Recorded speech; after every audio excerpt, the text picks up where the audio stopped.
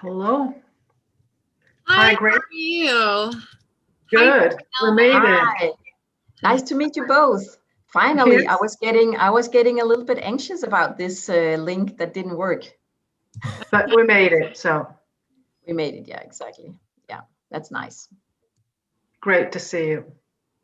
Great to see you too, and thanks for wanting to participate here. This is very important to us. But awesome. I mean, I'm really excited. It's really an awesome combination and an important, and we know that it's an important topic. So definitely something we can, if we can contribute, Yes, yes. it'll be worth it. Yeah. So for me, the session is kind of relaxed. Well, it will be online, and we are all probably at home. Maybe not you, Grace. I'm home. Or It's at home as well. 9 Yeah. p.m. here in Singapore. Yeah. Okay. Yeah. Great. So I'm in Copenhagen. You're in Singapore, and Selma is in Austria. Vienna. In Vienna. Yeah, in Vienna. Yeah. Yeah, exactly.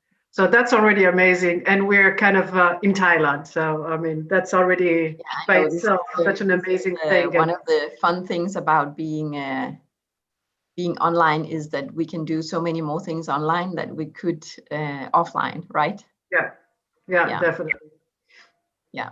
Definitely, traveling now to Thailand for the, one panel would probably not be the story.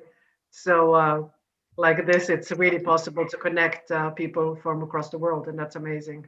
Yeah, exactly. Hi, Helen. Hello, Selma, and thank you so much for joining. Thanks a lot. I apologize again for being really late in the response, but yeah. No need to apologize at all.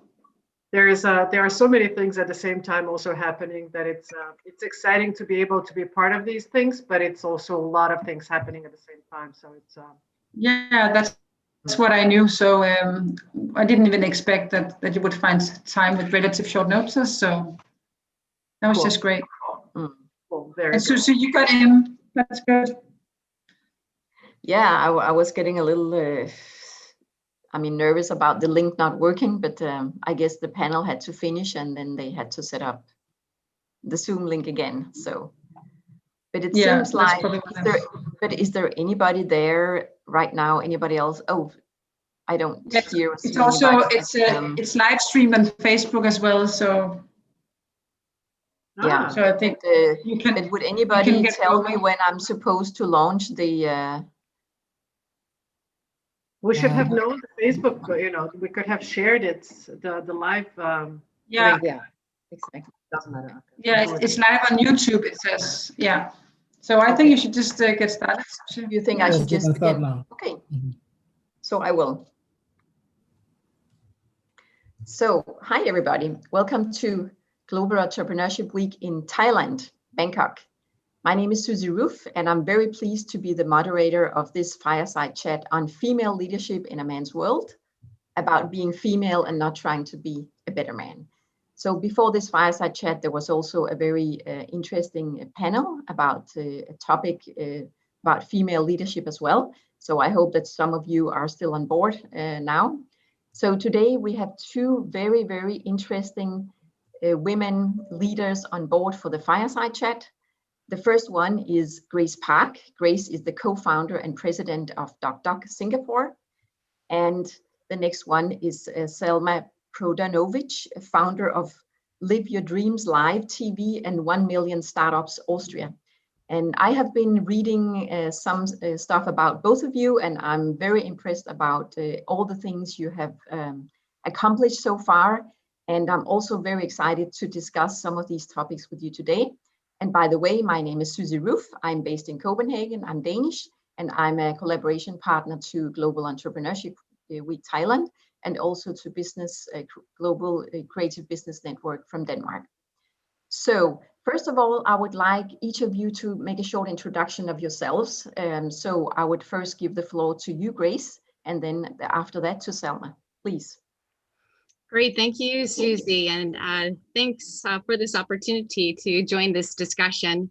I think for context, I'll start off with just sharing a quick story about DocDoc and the purpose behind the company. It actually started or is based off of a personal story. When my daughter was born healthy, but at her 3rd month checkup, the doctor had said that her liver was failing and we needed to admit her to the hospital immediately.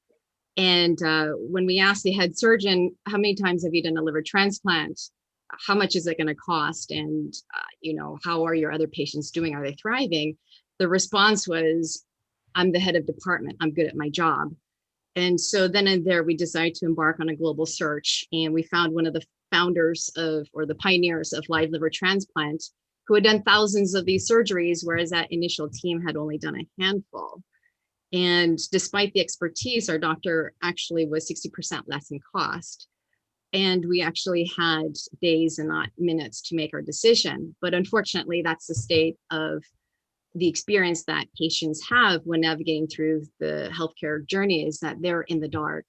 And so when my husband, whom I think, Susie, you've met before, he's also the co-founder and CEO of DocDoc, was recovering in the ICU after donating a piece of his liver to our daughter, it became clear to us what DocDoc needed to be, is to help empower patients in their doctor discovery process. And so we've built out our AI platform, Hope, in which stands for heuristic for outcome, price, and experience. Outcome, price, and experience is the metrics of quality, and we're using predictive analytics to be able to have the algorithms be able to match the patient to the doctor based on procedure, condition level of granularity. And our hope is that the everyday patient is able to be empowered throughout the experience and ultimately to improve outcomes, decrease costs, and delight the patient throughout. And so prior to DocDoc, actually, I've been in healthcare for 10 years prior and was in corporate in both pharmaceutical as well as medical devices in the US, Africa, and Asia. And I landed in Asia, Singapore here 16 years ago on a Fulbright fellowship after graduating from Harvard Business School and the Kennedy School of Government there at Harvard.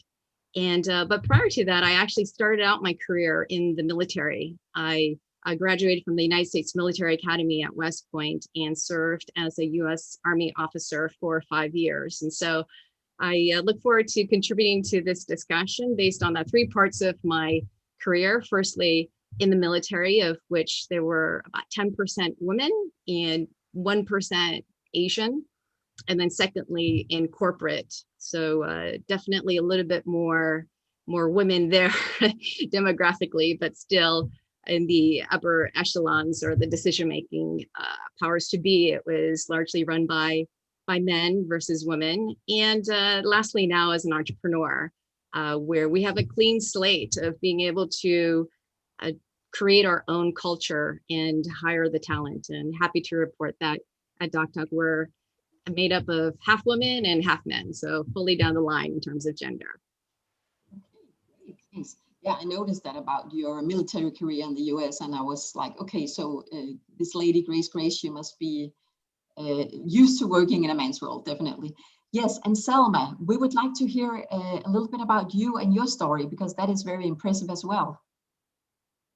It's awesome now to speak. Thank you very much. It's awesome now to speak after Grace, because that's exactly my passion, is really to empowering people to become entrepreneurs, to use and to follow their passion and use entrepreneurial, means and spirit to make it come true. And this is what I've been doing one way or another for the last 30 years, especially the last 15 years. I've done a bunch of different things, from starting from working in advertising, in film production. I was even a teacher in a high school. I've done a bunch of things in my life, really following the opportunities and really just exploring what's happening. But for the last 15 years, I've been really creating the startup ecosystem, but also the business angel ecosystem. And as I believe it is very important, not only to empower and to give the skills, but also to provide the money for such great examples of entrepreneurship to be developed. And that's my absolute passion. Currently, I'm in the board of the European Business Angel Network, so really kind of shaping the European business angel community and where we're heading in the future, but also working globally. With 1 Million Startup, we are supporting SDG entrepreneurs and startups that are creating solutions towards the grand challenges of our time. towards also the Sustainable Development Goals. And then also something that especially came now with this COVID crisis, I'm personally coaching a number of entrepreneurs, female entrepreneurs and business owners, how to live their dream life. And it's exactly what we're talking about today, this kind of how to lead and how to combine all of the roles we have and work on that. So, I have a variety of things that I'm doing on an everyday basis, and I love it. I'm really passionate about really, meeting. The great part of my work and my life is that 99% of the time I spend with people who are proactive, want to do something, want to change something. And I think that is the best part of my job. Wow, sounds great. So the first question from my side to you is, what is the secret to become a leader, a female leader in a man's world? I would like us to discuss this. Do you have any secrets, anything you have learned from the years of experience that you would share with younger women who are looking for these tips and secrets on how to manage in a man's world? You want to start, Grace? Sure, happy to. So it's a big question. I think you can tackle that in many ways depending on the angle. So allow me to frame some of my thinking in answering first. So I think first it's about, knowing what areas do I have control over versus the areas in which I don't. Perhaps due to the environment or, just the big organization that's already set in motion. So the big machinery, right? The second area that I would frame is actually the mindset. I think it's critical. Looking back in my career, I found it never helped me to have a victim mentality, or, to self-sabotage. It was always self-destructive if I went down that rabbit hole. So it's always been bringing myself back to focus on areas that I can make an impact. And the third assumption I think would be helpful in just framing this answer is there is no substitute for good hard work. So no one is entitled to a promotion or a raise, and you just can't get away with it. So I think in terms of comparing apples to apples, we have to just assume everyone has put in their hard yards and worked really hard. But if you were to force me to simplify and answer, what is the one secret a female leader needs to have? And, a lot of the statistics that were shared for this panel came from actually the Fortune 500 companies, right, in which there's a dearth of a female leader. So I think in the corporate context, it would be, it's important to have a sponsor, a champion, someone who will advocate for you, for your achievements and potential in that room where that decision is being made. Because there's also another study that's been shared research that actually the people who are making such hiring decisions or the promotions often pick candidates who look more like them. They tend to mirror. And so as a female candidate, we obviously have a lot more differences. And so when you don't look like that, like them, it's important to have sponsors to be your advocate when those decisions are being made. So that would be my answer, but I would also caveat that I think it's very important to find ways to leverage your strength. The difference that you have as your strength, and don't see it as a weakness, because oftentimes these cultures, these organizational cultures is shaped and designed by men. So to a degree, you have to align yourself to be a natural fit into that organization, but in that process, not to lose who you are as a human being. And so I think be authentic to yourself. And I think that's very important. And I would just end by saying that I think looking forward, I believe that there are some major tectonic shifts that are happening in our society that are changing the guideposts in a very positive way. For instance, like during COVID, I think it's been really big eye opener for many, especially for men who are in those leadership roles or decision makers, who often say that to be that CEO or in that leadership role, you have to travel 70% of the time.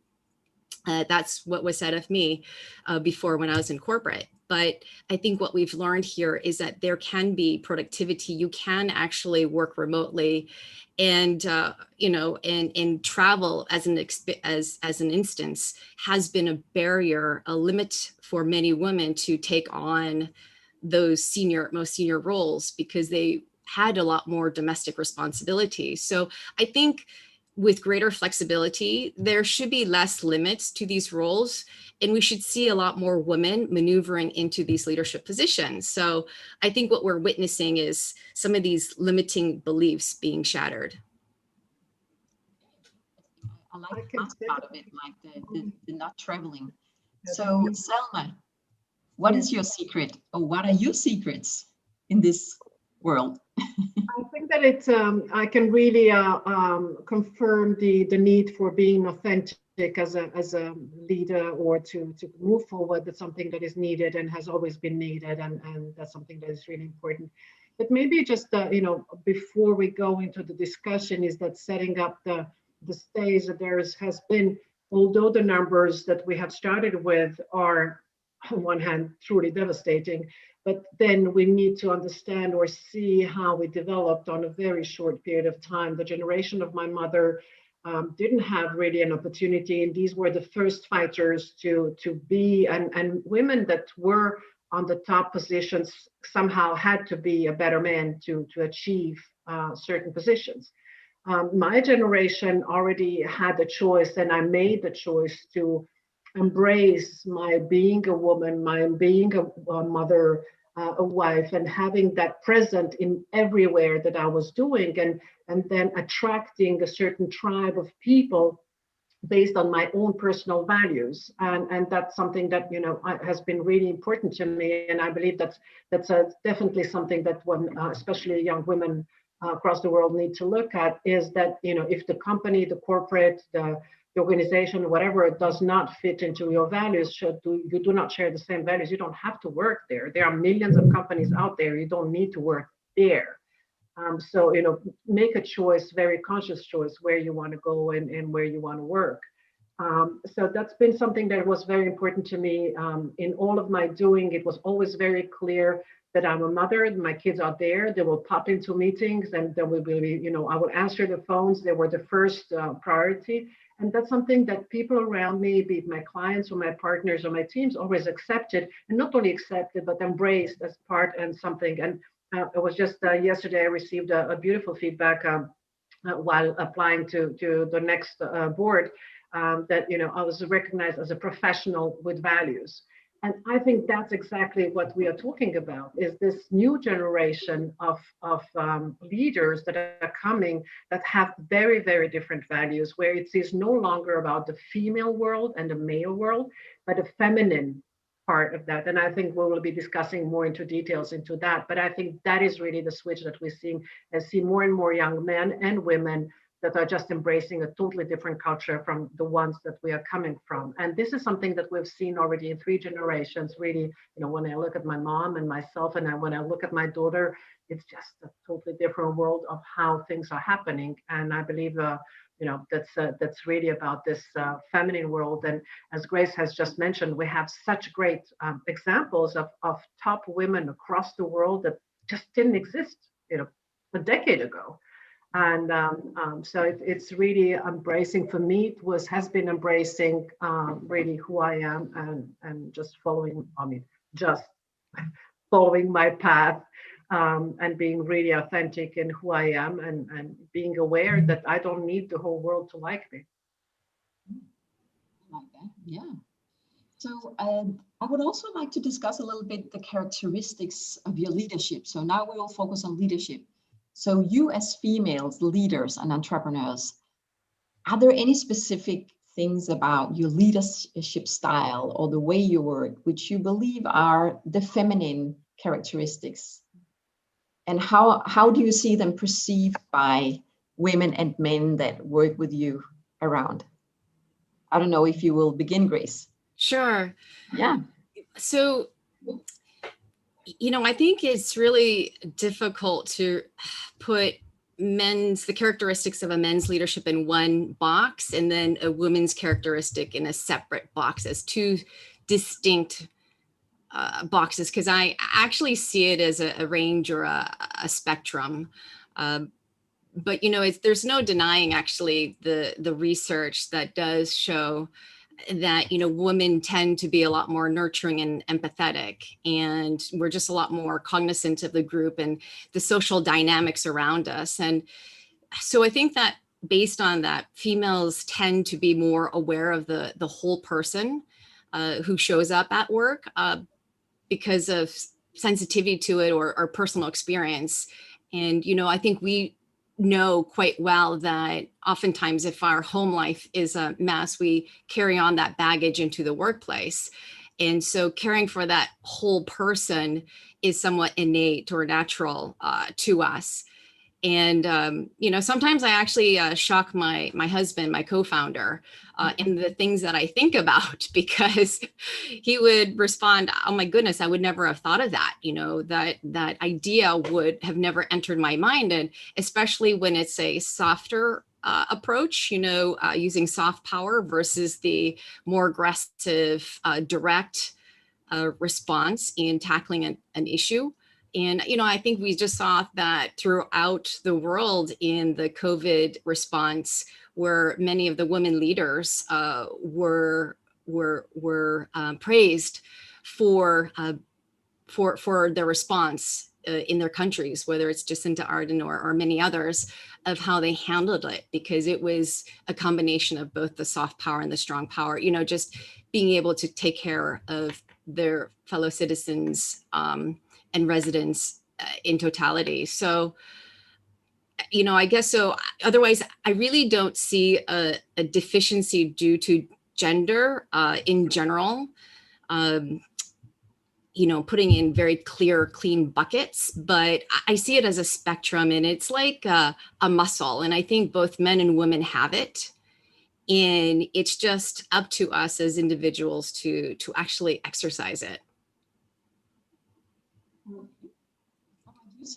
How do you see your feminine leadership style, and how does it work? Yeah, and I think that's exactly that. It's not about male, female in terms of gender, but it's the feminine and the masculine in ourselves, that we have both of that. And especially now that we are basically in Thailand, and there's this whole range of diversity of gender in between that has been important in the culture, and where Thailand can be really a role model for the world. But I strongly believe that we are, it's not that I believe, we see science is showing and research is showing that the world is moving towards more feminine, and accepting the feminine and seeking from feminine in terms that it says more emotional, more compassionate, especially more cooperative, working together and not competing. And that's something that is very strong, especially, for example, if you look at the startup world and the entrepreneurship world, it's strongly about supporting each other and coming together, and realizing that if my startup succeeds, it doesn't mean that I'm taking away something from you, but if I help you and I give you back, that's something that is really strongly part of the entrepreneurial world. And we see that across every industry and across the world, that exactly the leaders, as Grace mentions, like Jacinda, it's really just amazing how a different style, or if we look at the Scandinavian countries and so many female leaders there, that are just moving the things in a different manner, and we like it. People like it. We embrace it. So there's a societal shift that is happening there, and I don't think it's about, as I said earlier, I see a lot of young men doing the same thing, just embracing this different style, and we want that. I see so many of the young men now embracing also their role as fathers and wanting to create a better world for their children. Exactly what Grace has mentioned, this kind of looking at things differently. Just 2 days ago, one founder here in Austria said, I have 2 daughters and I want to create a better world for them. And this is what we have been preaching and living for decades or for life. But now it's that there's a society that is changing there. And I believe strongly that the future, I don't believe, I know, and research shows it, that the future of leadership is in this more compassionate, more cooperative, more co-working, more, finding common grounds against, in comparison to be only competitive and looking at, being and conquering the world and be the one and only and so on. And especially now in the crisis, we've seen that all the companies and entrepreneurs that had a more sustainable view of progress and development, they did so much better than those who were just money and money oriented. And so we see that really in the financial results at the end of the day. We see the world moving towards a sustainable development goals, which is again, a mixture of different things coming together. So I do believe that it is about this making stronger this feminine side, something that 8 years ago they would tell me, I'm emotional, and that will be something that was bad. And today my emotional is something that is helping create a different atmosphere in my teams and working across the world. And this sensibility is something that becomes my advantage. Years ago, it was something that was something negative. I mean, I'm not saying that we should be freaking out around the world. We see that freaking out as also by men somewhere across the Atlantic. It's not so good, but it's not about that. But it's really about using all of this totality of us and looking, of course, if you're in business, you have to look at numbers. You have to make sure that you're very data oriented and data driven, but at the same time have this view of better, tomorrow. And that's something that women tend to do, is create companies to create a betterment of the world. And most of them are not driven by money, but are driven by the change, the impact they can make, and then money is just the result of that. And I love that, and that's something I'm pushing and supporting. And I love entrepreneurs that are solving real problems and not just saying, I want to be rich next year. So that's the time we live in. We see amazing investors that are really investing into impact, investing into sustainable businesses, investing into businesses that are creating a difference and making a difference. And so there's a whole shift of society that is happening there. Okay, great. So I was just curious about what you mentioned about differences in culture, the Nordics and so on, because one of the discussions here in the Nordics is, why do we have relatively fewer women as board members compared to men? And for example, in Norway, I think they have implemented a system with quotas. So, a specific part of women have to enter the board. In Denmark, we are not really there, but we still have this big struggle in having more women into the boards. And I see a tendency that, I think it was you who mentioned it, Grace, that you choose people who look like yourself, or maybe it was you, Selma, you find somebody who is a mirror of yourself. So if it's already a board with only men, the board will probably recruit another man that will look more like themselves, instead of daring to have a woman like one of us that could be the one coming in with innovation, new ideas, change management, and a completely new view. So you have any comments on that situation? I mean, it's absolutely true. It's like just normal, we like working with people we understand. Very simple. And people like yourself, that's something you understand better, and you have more confidence and trust, and you like working with people like that. So if you have to be really very conscious about seeking diversity, and that's something that is really important. I believe very strongly in quotas. I think that quotas are very important to move the things at the very beginning for a certain time. And I certainly don't want to go into the discussion, like quotas, it's bad because then you're a quota woman. I mean, the assumption is that, there are so many highly qualified women out there. It's not a matter of qualification. It's just a matter of opportunity. And then when you make the opportunity, then it's showing that you are capable of doing the job. But to get that opportunity, I believe strongly, we do need quotas to be able to do so. But you see now, for example, you can see what's happening in the US with Biden and Kamala Harris, and how he made his choice, who is going to be his vice president, and how now he's making a very conscious choice of his team, how it is going to be built. And this is exactly what we need, is people, no matter if they are, women or men, that are seeking this diversity, and because all the numbers show diversity leads to better results. Simple as that, in investment, in every, so it's something we need to embrace, and but we need more people willing to do so. And I think that, talking about quotas, I think quotas are good, necessary. What do you think about it? How does it look in Singapore, Southeast Asia, women in boards? Board members? It's the same, I think, throughout in terms of the key decision makers, just the top of the pyramid where the numbers aren't showing in terms of equality between men and women. So I think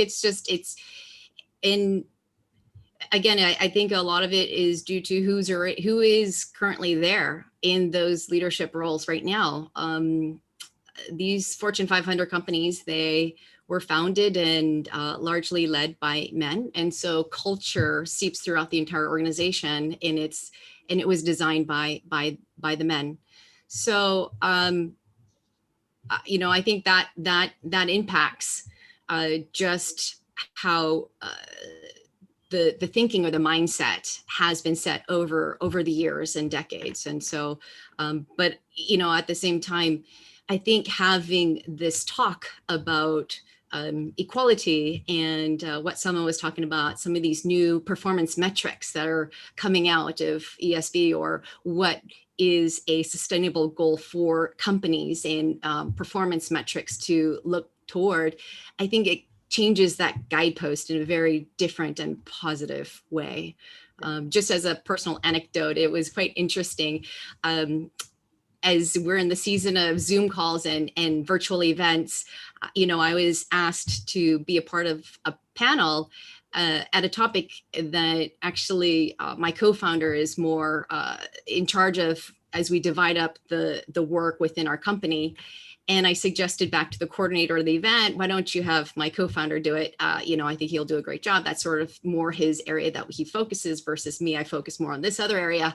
And the response was, no, my team will not allow that. We have received way too many complaints about having panels that are just all men.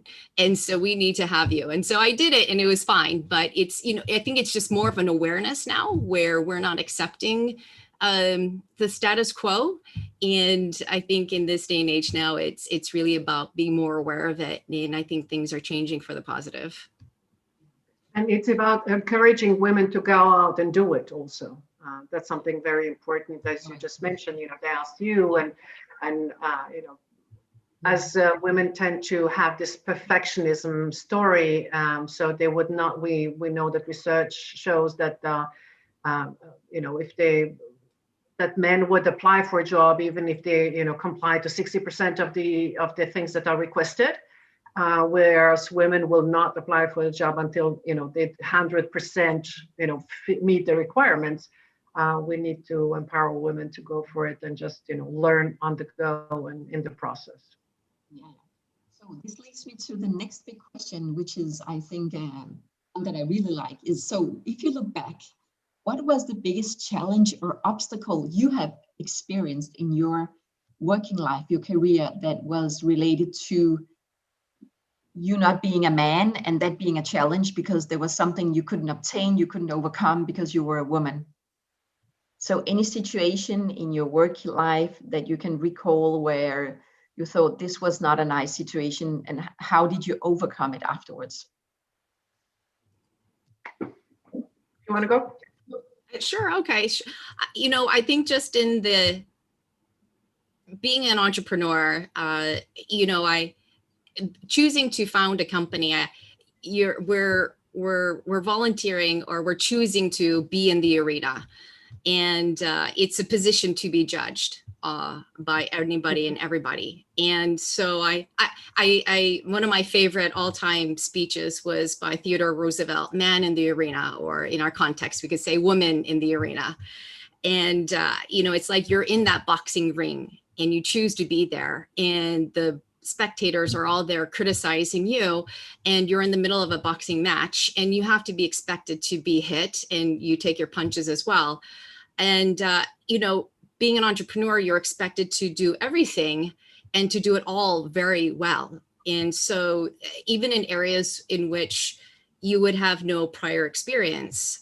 For me personally, it's like fundraising or running an annual general meeting or managing shareholders. These were all very new to me, and as first-time entrepreneur. And so the hardest part was actually, I came from, as I mentioned, 10 years of corporate healthcare, managing teams, P&L of doctors, and working in the health systems, whereas this is just everything, all parts of building and running a company. And so for me personally, I actually had, it was an eye-opening experience to have to fundraise in the middle of running an entire company, which is a full-time job in itself, right? And so, and we see statistically, especially in high-tech companies, a lot of the money just doesn't go to female founders. It typically, by and large, go to male founders. And so I think for me personally, though, I think I'm in a very fortunate spot where my co-founder actually came from the world of finance, and that was his area of expertise. And so for me, it was being able to hire people around me to cover where my gaps are, and to be able to not look at that as a weakness, but actually as an extension of the total company effort. And so I think that really is the key thing that, I decided to do, is that I don't have to be masterful in every aspect of running a company, but to be able to hire the right talent around me and surround myself with that. And I think that's my experience. I would say that's something that was expected from entrepreneurs, no matter where they come from and who they are and what they do, is really this ability to hire and to follow their passion, and to be not to try to do everything at the same time.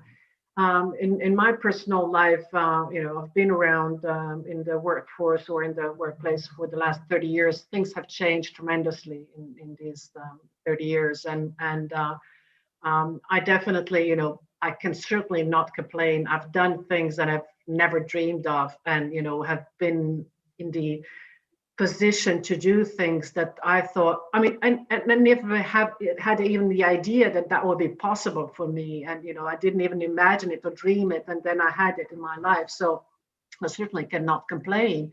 But I know that the majority of those things, I would have achieved them faster had I been a man. That what I said earlier in terms of this, emotional, and, it's like, interestingly enough, when you work with entrepreneurs and female entrepreneurs, they end up in this kind of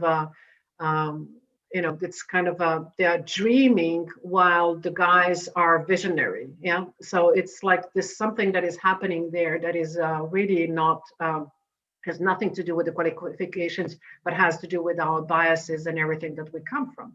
But what I think is the most important part there is really not so much the outside, but it's much more what we bring inside and how we deal with our own thinking and doing. And, a simple example, entering a room full of men and being the only woman in the room, as a young woman, I was more, intimidated by such a situation. And especially then you had this momentums of, who brings the coffee and who writes the notes and all of these things that kind of were pushed towards me. In the meantime, if it happens, and of course it happens a lot, that I go into a meeting room and a boardroom and it's only men around me, I'm like, okay, cool, I can deal with this. They will certainly remember me. I'm the only woman. They are like 10 of them in dark suits and they all look the same. Kidding. But it's like transforming the self-consciousness of something that is a disadvantage at a certain point, and churning it and realizing and say, hey, that's what makes me different. That is the big thing about me, and make sure that people remember you. But it's not something that is that comes easily. I do think that we need to work consciously on that, and that has been part of my work with women, coaching them and training them to lead and really live the dream, because it's not something that is, you can change from today, from tomorrow, and we need to learn from other people to get there.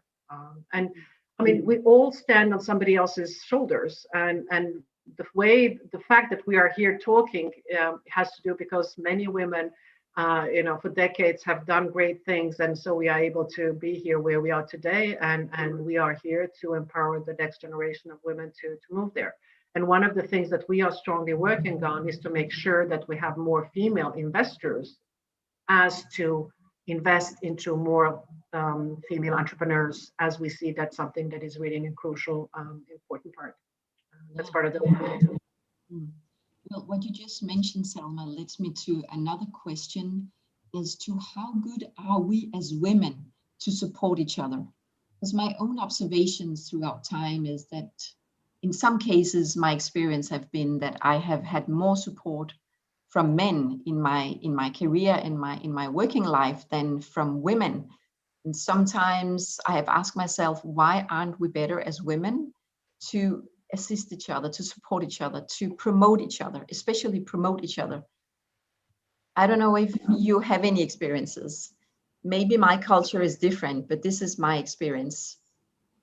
But I think in your case, did you have any woman to promote you, to be your sponsor in your career? Everything I did, all the big things I did were connected to women, either women who supported me or a team of women, or women I supported that kind of really had an amazing experience of attracting positive attitude in general, and then also with women. So I personally cannot tell, any terrible stories of women that turned, except human stories that, things that would men and women would do. And I would really like us to stop thinking of women as saints. There's a myth about it, and that every woman needs to be super supportive and super great. And we do not expect that from men. Not every man is supportive of any other man. That's not the case. There are certain groups that are formed, and the same goes for women. And we are just so always kind of, expecting so much of women. They should be perfect and be able, we just had a discussion just earlier, a few days ago, about, friends supporting each other, female friends supporting each other. And, you never know where does this, they should, when you say something great that you have a promotion, they should be happy for you and really mean it genuinely and all of that.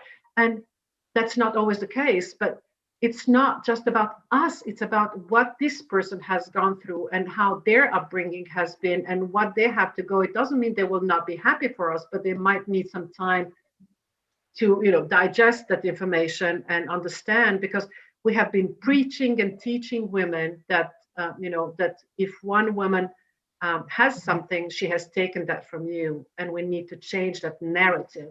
I really have a problem when we start talking about how women are bad to other women. I think we need to start talking and showing the great examples of support, and then that will be the narrative around women, and we will be able to support each other much more.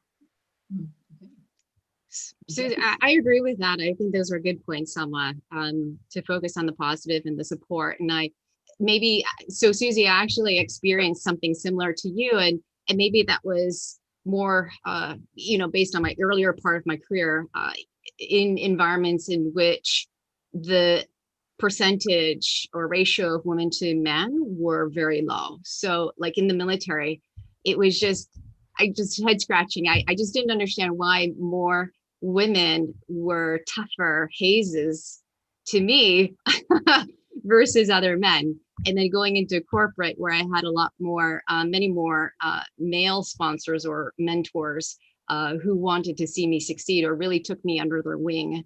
And again, it's, where another ratio-wise, women, the numbers were very, very low. So, talking about where we were 1 out of 10 or 2 out of 10 in any sort of meeting room or group work that we had to do. So, so I think a huge part of it, the mindset was based on, it was very hard for me to make it to where I am. So, one bad apple just spoils the entire lot because there's a lot of eyeballs on us. And so let's just make sure that you go through this sort of fraternization or this gauntlet, this trial by fire to make sure that that we're all in this together, right? And so I think that mindset was what had been. And I'm just very happy now, and just in terms of the environment that I've been, or it's probably just the choices I've made in terms of the circle of people that I'm with, surrounded with a lot of amazing women and a lot of amazing support groups, in which I just don't see that. And I see a lot more uplifting it. So it's probably choice of circles where we're not the minority, and also the changing of the times now, where we are actually realizing, hey, it doesn't have to be a zero-sum game. We can actually support each other and we all be winners in that process. Okay, so we don't have much time left, but as the last part, of course, I would like to ask you if you have any good advice, any recommendations that you would like to pass on to the younger generation of women who are perhaps still thinking that we have to wear a man's suit in order to, make it in the workplace. And actually, when I saw you two now on the screen, I was thinking, oh, this is so nice. It seems that you're wearing very feminine dresses and your hair is very feminine, nicely styled. So you're not trying to be a man. You're trying to be yourself. You are yourselves. So that is very nice. But what kind of advice would you like to give the future generation of women? Selma.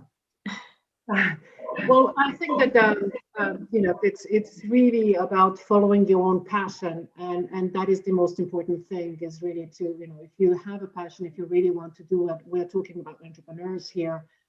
That is the most important thing, is to follow the passion and go there. And as just Grace mentioned, it is about having your own tribe to support you in getting there.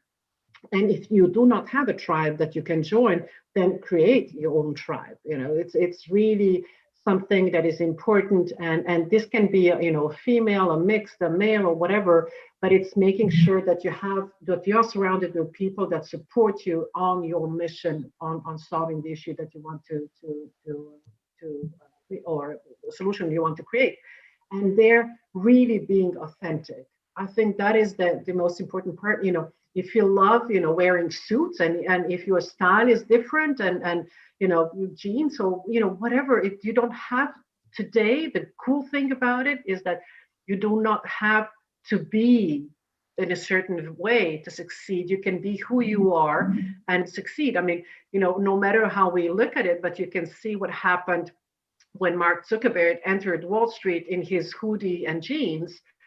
How it's changed the whole perception of how a young entrepreneur looks like. And now we have this new generation of women that can look whatever they want to look. And that's something that is really important, being authentic and trusting. I really urge you to dream big, go for the stars, and really, that is very important. Get support. There are about 100 self-made billionaires, female billionaires around the world. If you don't know how to do things, search for them, study them, find the ones that shares, the same values, and learn. So, you have role models today. That's something that is so different to earlier. And look at role models, find out what you really like, and go for it the same way to kind of form your own style. Because when you're young, you still don't know how to do things exactly. So studying others can help you, and have role models. And have mentors, and I really believe this. It's never been a better time in history to be a woman than today, and to start your own business. So, just all options open. It's about you going for it and trusting that you can do it. And if you can't, build a tribe. And if you can't, reach out to me. Yeah. Grace, you have any thoughts? Any last? Sure. I agree with Selma, just in terms of today, there's just a greater awareness, and, be aware of the environment that you choose to go into, be unapologetically you, and you shine through in your situations. That was very different than in my generation, or what I actually went through, in which I was actually very guarded and let my work show for itself, right? In terms of, so it was all about achievement, and I didn't have to make those strong connections along the way, because I just didn't look the part of the environments that I chose to go into. But I think I would have been a lot less stressed and enjoy the process a lot more. But, I think the thoughts of just being authentically yourself and making those choices is really important, and taking those risks. I think that oftentimes people believe that there is zero fear. If you truly know and find your passion, you won't have any fear in it. But no, it's not true. There is that fear or that excitement, but have relatively more courage than that level of fear in yourself. And I think that there is no perfect pathway, but enjoy the journey as you go. But just, I think in closing, I have a lot of confidence in the young generation. My daughter does not see her father as any better or entitled because he is a male. There is a statistic or research that girls oftentimes drop off in STEM courses around 3rd grade to 7th grade, just in those middle grade school years. But my daughter loves it, and she's coding today and finds it odd that girls would be alienated out of this if she loves, if she enjoys it. One of her favorite songs is called "I'm Mad at Disney," and she dislikes many of the classic princess stories because happiness should not depend on finding love in a man. Why does a female protagonist have to be in a vulnerable place and depend on a man to rescue her to be happily ever after, right? That's just in the fairy tales, and it's not true. So it's like a false sense of expectation, and so hence the song. But I think it's just an expectation of this young generation that my daughter and her classmates, both boys and girls, they find that the world is and should be equal, and so that's why I have a lot of hope, and I think that there's a lot of things that we could actually learn from the younger generation. Well, Definitely agree on that. great advice. So thank you so much for sharing your experiences along the way, your different experiences from workplaces, and your advice, and also your observation that the world is actually perfect now to be a woman. It's much better now than it was before. And actually, when our mothers were young, they had other challenges. So thank you so much for being here, and thank you to the Global Entrepreneurship Week Thailand for having us, and thank you to the Creative Business Network in Denmark for having us as well. Helena is right here. So thank you, and hope to see you soon, either again online or perhaps in real life. You never really know. Okay, thank you. Bye. Bye. Thank you. Bye. Bye. Bye. Bye.